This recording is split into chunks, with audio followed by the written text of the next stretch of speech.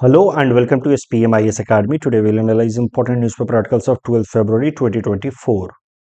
Please note you can download the PDF version of today's newspaper analysis by clicking the link given in the comment section.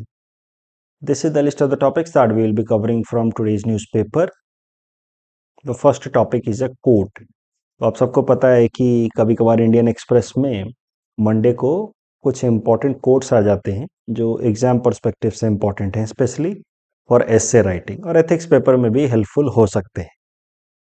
तो आज का जो quote है वो है the internet is becoming the town square for global village of tomorrow. तो मैं again आप सबको रिक्वेस्ट करूंगा, जो कोट के लिए हम लोग प्रैक्टिस करते हैं, कि stop the video right now and think of ideas that comes to your head, कि क्या क्या बातें आप, अगर इस तरह का ऐसे आ जाता है आपके सामने तो आप क्या क्या चीज़ें लिख सकते हैं खुद से, वो सोचिए। ठीक है, बाकी तो आगे हम लोग डिस्कस करेंगे ही। तो कोट है कुछ ऐसा कि the internet is becoming the town square for the global village of tomorrow. ये जो कोट है it is associated with the co founder of Microsoft mister Bill Gates. Exactly उन्होंने ऐसी कुछ बात नहीं कही थी, बट ये जो कोट है वो थोड़ा पैराफ्रेज्ड है, मतलब रीअरेंज्ड आइडिया है, बट उन्होंने आइडिया मोरलेस यही दिया था। तो with help of this idea, yeah, this quote, he tried to highlight the important role that internet is going to play in shaping our present as well as future. It is going to provide us a common space where we can collectively share our ideas, discuss, debate, and come up with some new, higher, and better ideas. तो internet is becoming town square, ऐसा कहा उन्होंने। तो देखते हैं क्या है, होता है मतलब टाउन स्क्वायर का। देखिए, टाउन स्क्वायर जो होता है वो ट्रेडिशनल सेंस में गांव में या अर्बन एरियाज में, सिटीज में, टाउन्स में, वो एक कॉमन प्लेस होता है जहां लोग इकट्ठा होते हैं और वहां फिर वो बैठ करके आराम से अलग अलग मुद्दों पे, इश्यूज पे चर्चा करते हैं। They discuss, they try to find common areas, they try to converge on areas that are seemingly divergent, issues जहाँ पे उनके डिफरेंसेस हैं। तो टाउन स्क्वायर मीटिंग इसको कहते हैं। ऐसे बड़े बड़े कॉरपोरेट्स में भी टाउन हॉल मीटिंग होती है। टाउन हॉल मीटिंग महीने में एक बार होती है, where the executives unite and then they discuss about the future prospects and the areas where they are not able to find common platform. So internet is now turning out to be town square for the global village. The world is getting interconnected. First of all, you see the meaning of this word global village. The world is getting interconnected, and this interconnectedness is mainly happening because of internet. Internet based so many platforms like Twitter, Facebook, and all, providing us arenas where we can coordinate, discuss, debate our ideas. So this internet is leading to the age of globalization, hyper globalization, you may say. And this internet is providing us a common digital virtual town square to discuss our ideas. This is what this quote means.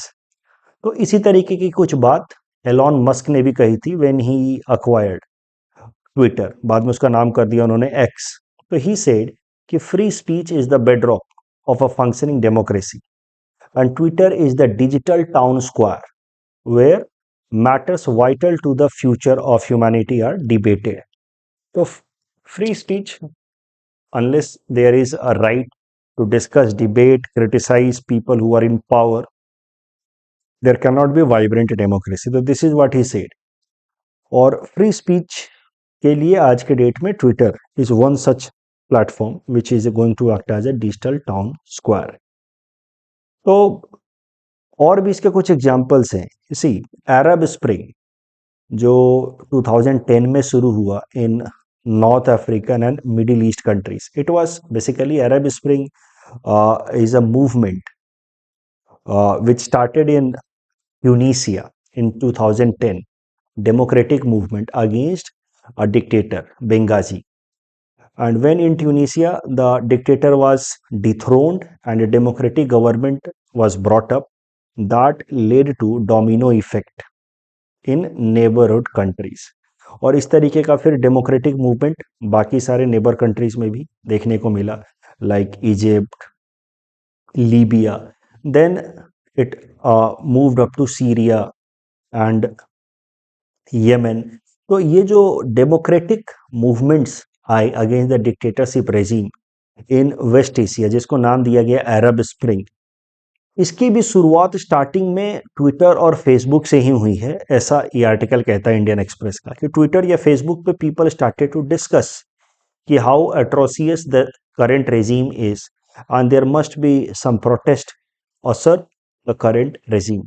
तो इस तरीके से फिर Arab Spring also got its momentum via this Twitter and Facebook only. तो Arab Spring is in general considered as a democratic wave that also started with such internet based platforms. तो ये सब ideas भी लिख सकते हैं in order to highlight the significance of internet and how it is providing us a common digital platform acting as a time square for entire global community, global village.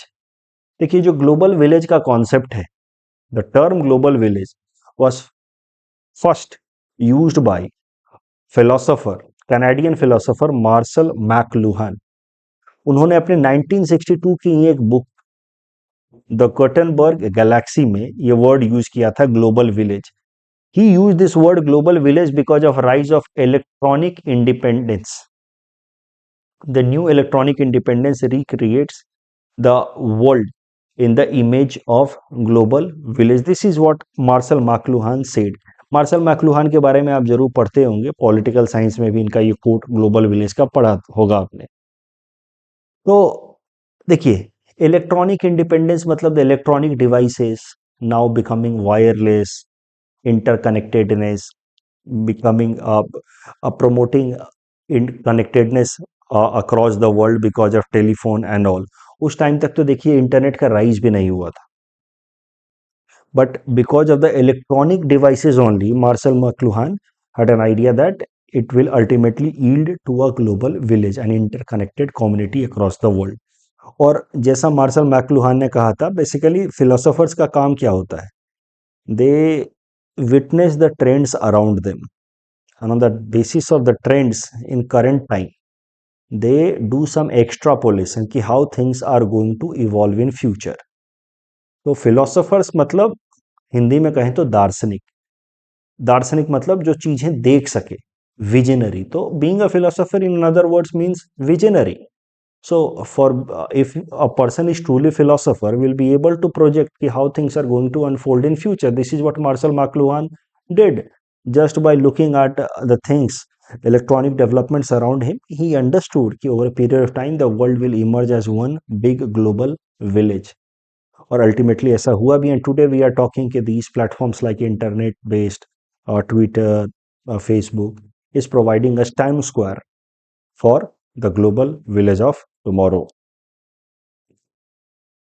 But ये जो internet है, interconnectedness है because of the internet acting as a town square, it has many downsides also. Of course it has many downsides. सबसे बड़ा problem है तो depression का. सी, a phenomena is on the rise known as catfishing. Everyone put best of the best moments of their life on public platforms, public forums, digital public forums, and sometimes fake moments also, कि मैं यहाँ घूमने गया, how so happy a person is in the life. तो ये जो relative happiness का idea निकल करके आता है कि इस इंसान की लाइफ कितनी अच्छी है, and every one is posing a few moments of their life. Of course, people will post or put their best moments of their life on public forums. That creates a sense of deprivation amongst others who look at such moments. And that is leading to rise of depression. According to UNICEF, depression is on the rise, especially in India. 1 in every 7 Indian is depressed. And amplified version of depression leads to suicidal tendency. Internet persona, you see, everyone is more concerned about their personality on the digital platforms or the virtual platforms, कि how they are projected there, कि वहां पे मेरी photo कैसी है.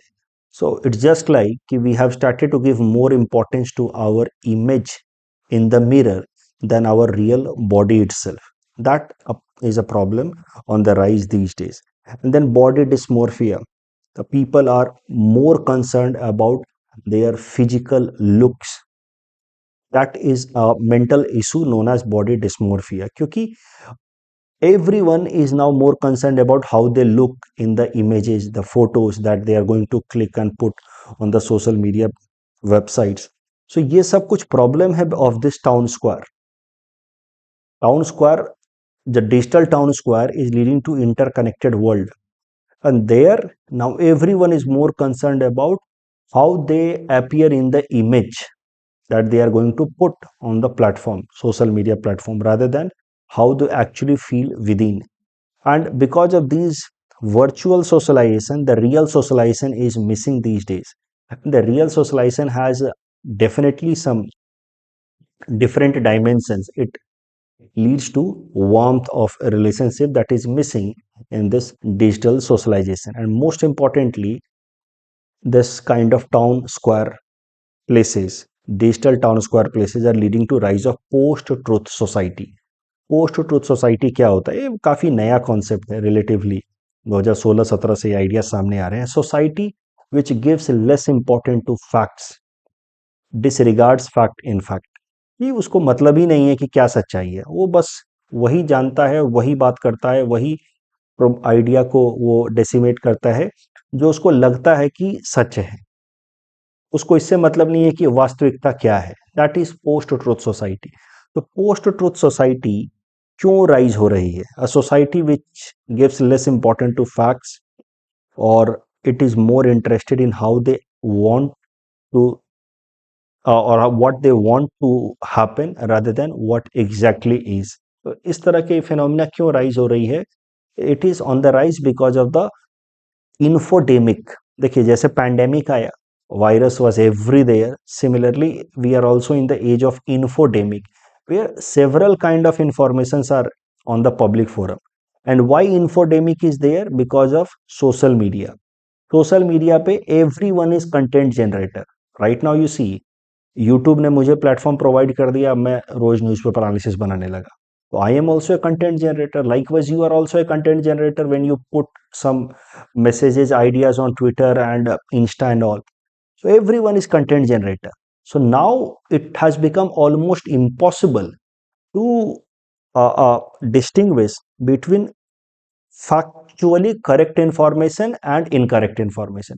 So when it is impossible, आप हर तरह का information, for example mister X Salman Khan, if you want to believe कि Salman Khan is a very good person, you search on internet, you will find hundreds of such instances कि उन्होंने ऐसा किया वैसा किया. And if you want to believe कि he is not a good person, तो you search on internet, you will find hundreds of such instances as well कि उन्होंने इतना गलत किया, ऐसा किया वैसा किया.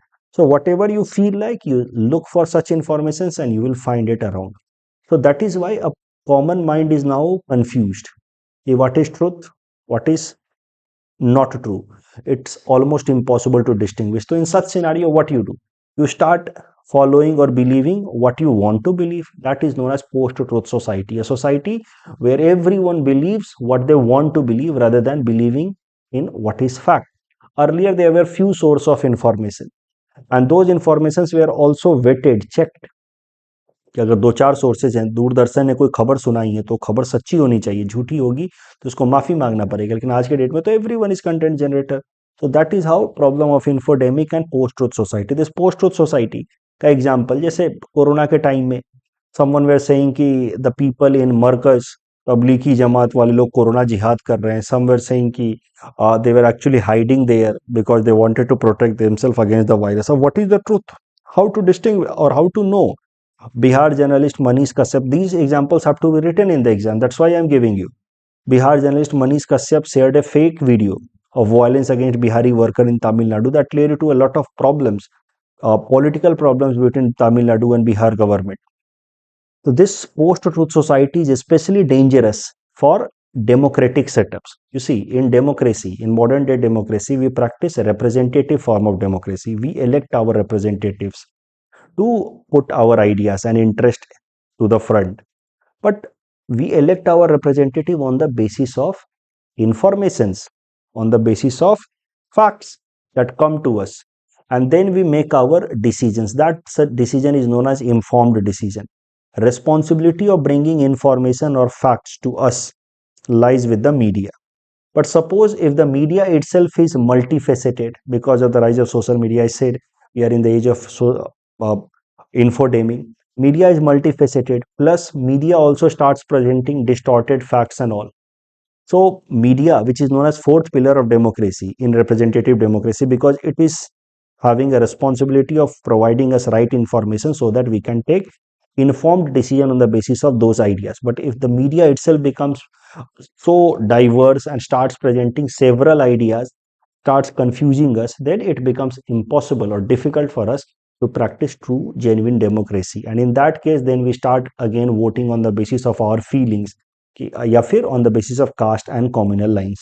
So that is also a dangerous trend being seen because of this internet providing us a town square, a digital virtual town square. अब सबसे मजेदार बात, ऐसे वगैरह में अगर आप जब ऐसे लिख रहे हैं और ऐसी बातें आप रिलेट कर दें, एरिस्टोटल ने भी ऐसी ही बात कही थी, अगर आप ये रिलेट कर दें, किसी examiner will become very happy, very content. Aristotle ने ये जो रिस्क है टाउन स्क्वायर या ओपन डिबेट का, ये बहुत पहले ही हाईलाइट कर दिया था। तो एंशियन ग्रीक सोसाइटी को बिलोंग करते थे सोक्रेटस, उनके disciple Plato and Aristotle. Ancient Greek society में सच टाउन स्क्वायर प्लेसेस जहां पे ओपन डिबेट हुआ करते थे उनको कहा जाता था agora, refer to such space where people could gather. और प्लेटो और सोक्रेटस के टाइम में, एरिस्टोटल के टाइम में एक अलग तरीके के भी फिलोसोफर्स या थिंकर्स हुआ करते थे जिनको कहा जाता था sophists. And sophists were less of a thinker, they were more of you may say argumentators who could make very rhetoric arguments, very convincing arguments, logical arguments to convince public view. So Plato or Aristotle, both of them highlighted the issues of open debate. कि open debate में at places like Agora, those people who are having that ability to shape narrative,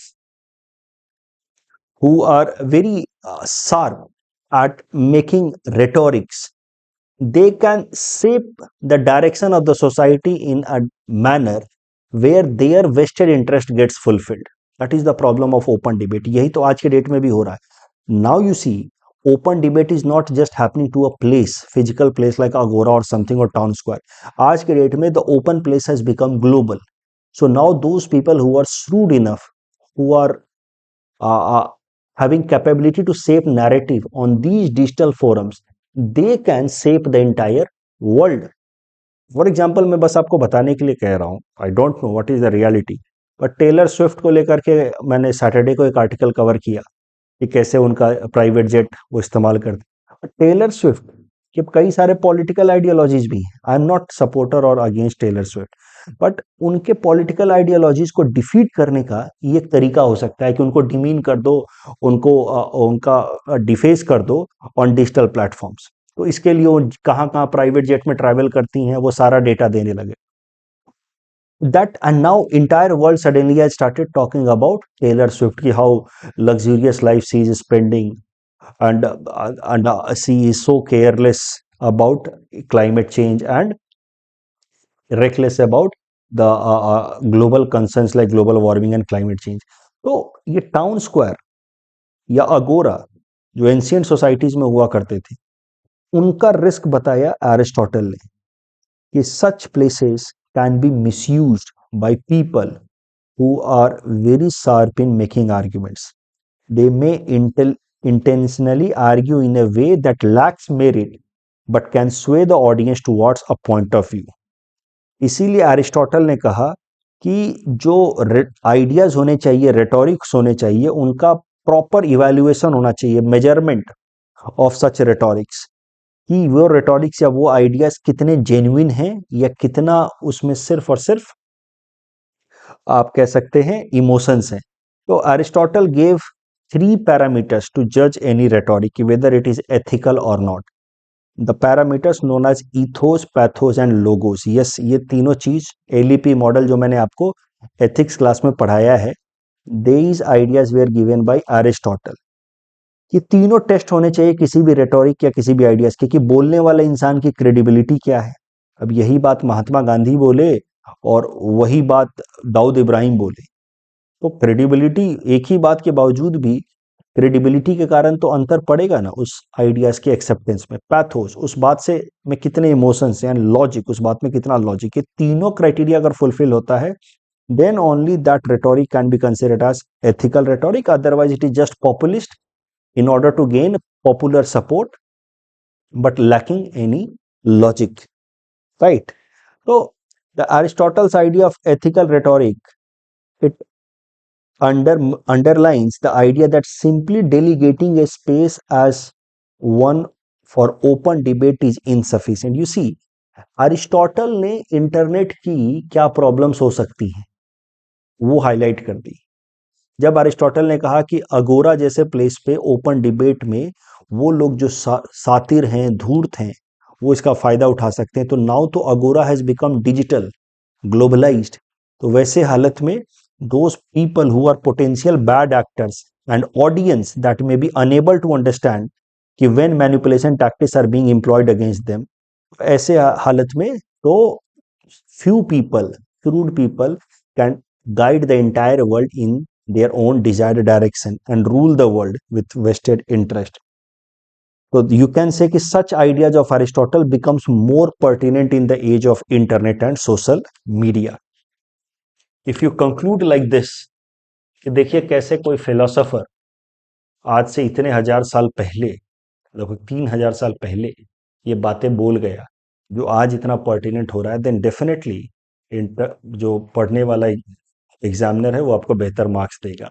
अब इसमें मैंने इतनी सारी बातें discuss की हैं तो मैंने इसका बोर्ड वर्क नहीं दिया है। वैसे भी जो भी इससे रिलेटेड टॉपिक्स हम लोग डिस्कस करते हैं न्यूज़पेपर एनालिसिस में, उन सबको मैं कंपाइल करके एक जगह सारे कोड्स को कंपाइल करके आपके प्रीलिम्स के बाद आपको दिला दूंगा, जो भी स्टूडेंट्स मेंस में अपीयर कर रहे हैं। Indian Ocean conference, next topic. This topic is important for my syllabus GS paper 2 international relations point of view. देखिए, इंडियन ओशन कॉन्फ्रेंस एक एनुअल इंटरनेशनल कॉन्फ्रेंस होता है जिसमें इंडियन ओशन कंट्रीज, जो लिटोरल इंडियन ओशन कंट्रीज हैं, जो Indian ocean में जो कोस्ट शेयर करते हैं, उनके representatives, academicians, policy makers, scholars, business leaders, they unite, they discuss several ideas, challenges, possibilities with respect to Indian Ocean. तो ये जो प्लेटफॉर्म है Indian Ocean conference, it was created in 2016 in line with the vision of India. उस vision का नाम है Sagar, security and growth for all in the region. ये Sagar vision जो है with respect to Indian Ocean, that was given by our prime minister Narendra Modi ji when he was on visit of Indian Ocean island countries Sri Lanka and Mauritius. तो उस दौरान उन्होंने Sri Lanka, Mauritius, सेचेल्स के visit के दौरान 2015-16 में उन्होंने आइडिया दिया था सागर। इंडियन ओशन कंट्रीज को आपस में कोऑपरेट करना चाहिए और फिर इसी सागर विजन को और ज़्यादा कंक्रीट शेप देने के लिए फिर शुरू हुआ Indian Ocean conference. Indian Ocean conference को कराने वाली जो एजेंसी है उसका नाम है the India Foundation. Current news ये है कि 7th edition of Indian Ocean conference has been held in Perth, Australia, और थीम है towards a stable and sustainable Indian Ocean. चूंकि एपीएससी का प्रीलिम्स आ रहा है तो इस तरह की छोटी छोटी चीजें भी देखने होंगी कि ये वाला कॉन्फ्रेंस कहाँ हुआ, उसका थीम क्या था, कैसा था, क्योंकि इससे सीधे सीधे सवाल आ सकते हैं। इंडियन ओशन रीजन को कहा जाता है zone of sea of opportunity या region of low hanging fruits, because इस एरिया में काफी सारा पोटेंशियल। यू सी, इंडिया का कोस्ट इस एरिया में है। India is biggest market in the world in current time, और इतना बड़ा कोस्ट अफ्रीकन कॉन्टिनेंट का है इस रीजन में, and Africa is the most unutilized or underutilized continent. So this makes Indian Ocean a zone of huge potential, low hanging fruit. Other areas of the world have saturated as far as their possibility or potential is concerned. Indian Ocean Conference, Conference for Geopolitical, Economic and Strategic Importance, 2016 में start हुआ था इन line with Sagar mission. Annual conference होता है ये। 2024 का conference Australia Perth में हो रहा है। Theme towards stable and sustainable Indian ocean. इस टॉपिक के बेसिस पे ये प्रीलिम्स प्रैक्टिस क्वेश्चन हमने आपको दे रखा है। Please attempt this question and submit the answer in the comment section. The next article is about Swati portal. Again very important, सीधा सीधा या तो प्रीलिम्स में आ जाएगा कि स्वाति पोर्टल का पर्पस क्या है, या मेंस में आप इसको इस्तेमाल कर सकते हैं as a substantiating point for steps taken by the government to promote women empowerment in the field of science and technology. तो स्वाति पोर्टल बनाया है सरकार ने और उसको रिलीज किया है principal scientific adviser of government of India ने। स्वाति का फुल फॉर्म है साइंस फॉर वुमेन और टेक्नोलॉजी एंड इनोवेशन पोर्टल। तो स्वाति पोर्टल पे होगा क्या कि जितनी भी इंडियन विमेन या गर्ल्स काम कर रही हैं in the field of stem, stem stands for science, technology, engineering, maths and medicine, इनका पूरा का पूरा डेटाबेस रहेगा स्वाति पोर्टल पे। Single online portal representing Indian women girls in the field of stem.